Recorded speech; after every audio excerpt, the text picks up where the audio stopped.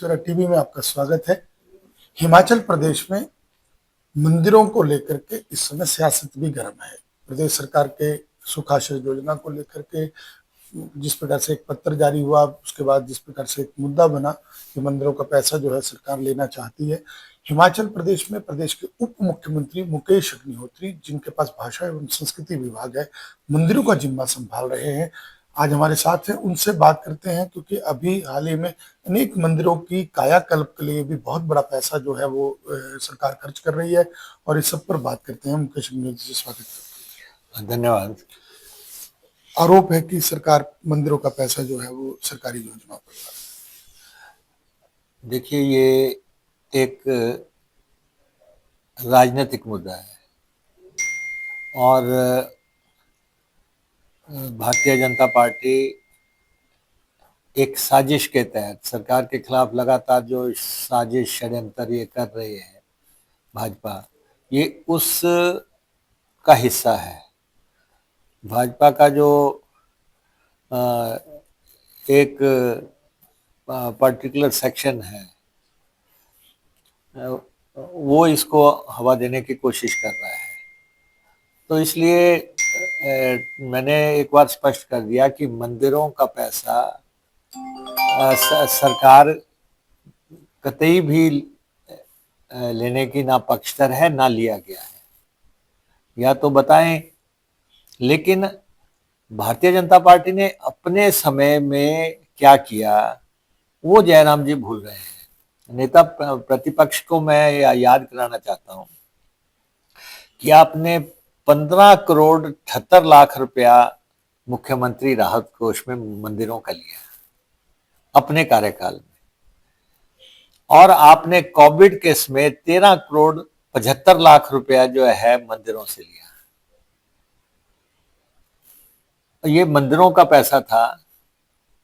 आप करें तो सही है, अगर दूसरे अनाथ बच्चों की बात आ रही है, अगर उनके लिए कोई बात सामने भी आई है, तब भी जो है संवेदनशील तरीके से बात की जानी चाहिए। मैं आपको बताऊं कि कांगड़ा का जो हमारा ज्वालामुखी टेम्पल है, इसमें जयराम जी ने 2019 में 1 करोड़ रुपया लिया, 2020 में 1 करोड़ रुपया लिया, 2022 में 1 करोड़ रुपया लिया, 2022 में फिर 30 लाख फिर लिया। 3 करोड़ 30 लाख इन्होंने ज्वालामुखी टेम्पल से लिए।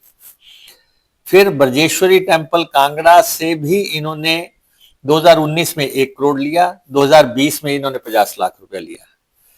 चामुंडा मंदिर से इन्होंने 2019 में 1 करोड़ रुपया लिया। राम गोपाल डमटाल टेम्पल जो कांगड़ा का है, उससे इन्होंने 2019 में 1 करोड़ रुपया लिया। श्री बाबा बालकनाथ टेम्पल जोट सिद्ध में 2020 में इन्होंने 31 लाख रुपया लिया, 2022 में 51 लाख रुपया लिया, 2022 में फिर 1 करोड़ फिर लिया। 1 करोड़ 82 लाख रुपया इन्होंने बाबा बालकनाथ टेम्पल से लिया। चिंतपूर्णी टेम्पल से इन्होंने 51 लाख रुपया 19 में लिया, 2020 में 2 करोड़ लिया, 2021 में 1 करोड़ रुपया लिया, 2022 में 1 करोड़ रुपए लिया, 2022 में फिर 1 करोड़ रुपए लिया, और चिंतपूर्णी टेम्पल से 5 करोड़ 51 लाख रुपया जयराम जी ने अपनी सरकार के समय में लिए। नैना देवी टेम्पल बिलासपुर से 2019 में इन्होंने 1 करोड़ रुपए लिया, 2022 में इन्होंने 50 लाख रुपए लिया, और 1.5 करोड़ रुपए इन्होंने नैना देवी से लिए। और हनुमान जी टेम्पल जो है, हनुमान जी टेम्पल शिमला जो है हमारा जाखू का, उसमें भी इन्होंने छोटा सा टेम्पल है, 2019 में 15 लाख रुपए लिए। तो इसलिए इन्होंने मुख्यमंत्री राहत कोष में ही 15 करोड़ 78 लाख रुपए लिए। और उसके बाद कोविड आया। कोविड में जो है 2020 में इन्होंने सीधा ही बाबा बालकनाथ टेम्पल से 5 करोड़ रुपए लिया, और इन्होंने राम मंदिर अयोध्या को भी वहां से 11,11,11 रुपए भेजे। फिर उसके बाद इन्होंने चिंतपूर्णी टेम्पल से 2020 में कोविड के दौरान 5 करोड़ रुपए लिए, और यहां से भी जो है अयोध्या मंदिर को 11 लाख रुपया भेजे। फिर इन्होंने बिलासपुर की जो नैना देवी टेम्पल है, कोविड में उससे 2.5 करोड़ रुपए लिया। फिर इन्होंने बाबा बालकनाथ टेम्पल से 1 करोड़ रुपया 2020 में लिया कोविड के दौरान। और बिलासपुर के जो है Lakshmi Narayan and Shri Maharshi Markande temple से जो है इन्होंने 25 लाख रुपए लिए। तो ऐसे 13 करोड़ 75 लाख रुपया इन्होंने यहाँ पे लिया। और जो है काउ सेंचुरीज चलाने के लिए इन्होंने सीधा ही जो है उसका 10% जो है पैसा उसके लिए किया। जो लोग खुद जो है मंदिरों से पैसा लेते रहे वो आज मसला उठा रहे हैं। मेरा नेता प्रतिपक्ष से ये आग्रह है कि मुद्दा सिर्फ जो है मुद्दा उठाने के लिए ना किया, जो काम आप करके गए हैं उसका सारा रिकॉर्ड है। और इसलिए जो है आप जिस तरीके से ये बातें कर रहे हैं, हम तो कह रहे हैं कि मंदिरों को हम तो पैसा देने की लगातार बात कर रहे हैं। बात आई कि कहते कि हम बनाएंगे। जब हमने घोषणा कर दी कि हम जो है उसको पैसा दे रहे हैं, 100 करोड़ की बात हुई है। और उसके बाद चिंतपूर्णी टेम्पल की लड़ाई तो जो है केंद्र पैसा नहीं दे रहा था, हम तो हाई कोर्ट में जाके लड़ाई लड़ी और आज जो है उसके लिए पैसा आ रहा है 55-56 करोड़ रुपया। हम तो और चिंतपूर्णी मंदिर में बहुत बड़ी व्यवस्था हम करने जा रहे हैं। वहां पे इनकी अपनी कॉन्स्टिट्यूंसी में जो रोपवे लगना था वो लटका हुआ था, हमने पूरा कंप्लीट करवाया। जितना पैसा लगना था लगा और आज वो कामयाबी से चल रहा है। ये मेले हुए, त्योहार हुए, ये हमारी संस्कृति सभ्यता का हिस्सा है। ये जो हमारे मंदिर हैं, या देवभूमि है, कण कण में यहाँ पे ईश्वर विराजमान है। और ये अपने को अधिक धार्मिक होने की बात करते हैं। आखिर हम जो है मंदिरों में जाते हैं, इनसे 2 कदम ज्यादा ही जाते होंगे। अगर ये कुंभ नहाने जाते हैं तो ये कहते हैं तो इनकी भावना है, हम जाते हैं तो दिखावा है। अगर हम गए हैं कुंभ नहाने के लिए तो ये कहते हैं कि जिन्हें इनकी सोच नहीं ऐसी है। तो इसलिए जो है मेरा इनसे आग्रह है कि प्रदेश के विकास की तरफ अपना ध्यान केंद्रित करें। और जो ये इशू आप उठाने की कोशिश कर रहे हैं इसमें कोई दम नहीं है। सरकार ने किसी मंदिर से सरकार चलाने के लिए, और वैसे भी आपको बताऊं मंदिरों के पास कितना पैसा है, मंदिरों के पास ले दे के 400-500 करोड़ रुपए की जमा पूंजी है। सरकार के 1 हफ्ते का जो है खर्चा जो है आप देखें, जो कह रहे हैं कि सरकार चलाने की कोशिश कर रहे हैं, तो सरकार को तनख्वाह के लिए, पेंशन के लिए, कर्जे के कोई भरपाई के लिए और उसका इंटरेस्ट देने के लिए लगभग 40,000 करोड़ रुपया खर्च होता है। तो आप क्या समझते हैं कि ये पूंजी से सरकार चलेगी?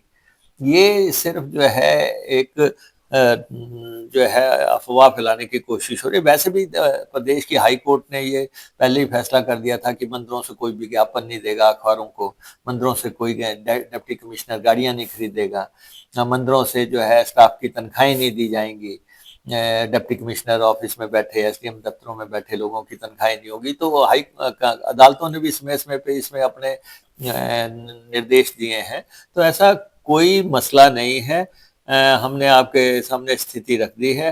प्रदेश सरकार जो है अपने जो वित्तीय ढांचा जो जयराम जी ने अपने समय में डिरेल किया था और भारी भरकम कर्जा, जयराम जी 75,000 करोड़ रुपए का कर्जा छोड़ गए, साथ में कर्मचारियों की 13,000 करोड़ की देनदारियां छोड़ गए, उसको भुला के जो है इस मुद्दे को उठाने का प्रयास कर रहे हैं। तो जैसे आपने ये सब बातें रखी, प्रदेश में कुछ मुद्दे हैं, जैसे कर्मचारी आजकल आंदोलन कर रहे हैं, कुछ कर्मचारियों की समस्याएं हैं, कुछ कैडर्स को लेकर के हैं, और कहीं ना कहीं वित्तीय स्थितियों को लेकर के है, और कांग्रेस पार्टी के अंदर और सरकार में कुछ चीजें हैं। तो उस सब पे कैसे देखें? ये देखिए, प्रदेश सरकार का कर्मचारी हितैषी सरकार है। देश में हमारी सरकार ये है जो कि जिसने ओल्ड पेंशन स्कीम लागू की। हालांकि हमें उसका खमियाजा भुगतना पड़ रहा है। हमें 1600 करोड़ रुपए का कट लगा दिया गया है इसी के लिए कि आपने ओल्ड पेंशन स्कीम लागू की।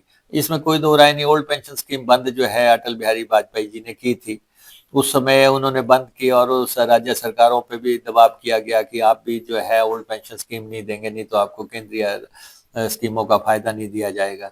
उसके बाद बीजेपी ने तो साफ ही इनकार कर दिया कि ओल्ड पेंशन स्कीम लागू नहीं करेंगे। जयराम जी की सरकार थी जब ये मुद्दा विवादित था, तो उन्होंने साफ इनकार कर दिया था कि अगर किसी को पेंशन चाहिए तो वो जाके इलेक्शन लड़े। ये बातें उन्होंने स्पष्ट तौर पे कही थी। हमने ओपीएस लागू की है, हम उसको स्ट्रीमलाइन कर रहे हैं और कर्मचारियों को भी मालूम है कि ओल्ड पेंशन स्कीम एक बहुत बड़ा मसला था जिसको कि इस सरकार ने हल किया है। अभी तक भी ऐसे प्रस्ताव दिए जा रहे हैं कि आप इसको बंद करो, ये करो, आपको 1600 करोड़ रुपए दिए जा रहे हैं, लेकिन हम वो पूरी राशि को नजरअंदाज करके जो है प्रदेश के कर्मचारियों को पैसा दे रहे हैं। कर्मचारी फिर भी कुछ आंदोलन कर रहे हैं। ऐसा है कि हर चीज बातचीत से हल होती है, हर चीज बातचीत से हल होती है। जैसे कि आप देखिए कि जैसे हिमाचल पथ परिवहन निगम की बात करते हैं, एचआरटीसी की बात करते हैं, हमने आज दिन तक, जब से हमारी सरकार आई है, हमने आज दिन तक उनको तनख्वाह भी दी है, रेगुलर तनख्वाह दी है, पेंशन भी आज दिन तक अपडेट चल रही है। ऐसा नहीं तो जो है बीजेपी के टाइम में बहुत टाइम डिफॉल्ट हुआ, लेकिन हमने तो जो है तनख्वाह भी दी, पेंशन भी दी। हमने ओल्ड पेंशन स्कीम ट्रांसपोर्ट में भी लागू की और बिना कहे जो है एचआरटीसी में हमने वो लागू की।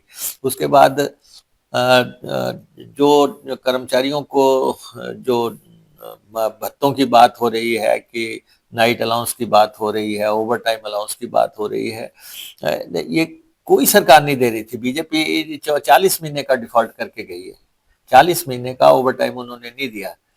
हमने तो अभी 100 करोड़ रुपए की अनाउंसमेंट की, 50 करोड़ सीएम ने कहा एक किस्त में दे देंगे और एक 50 करोड़ दूसरी किस्त में दे देंगे। ये हमारी कर्मचारियों के प्रति वचनबद्धता है, अपने कर्मचारियों के वेलफेयर के लिए हम ये बात करते हैं।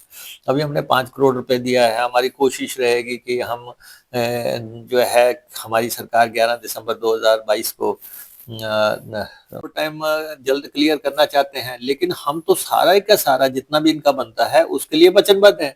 तो इसलिए मैं समझता हूं कि डायलॉग ही एक रास्ता है और बातचीत से ही सारे मसले हल होते हैं।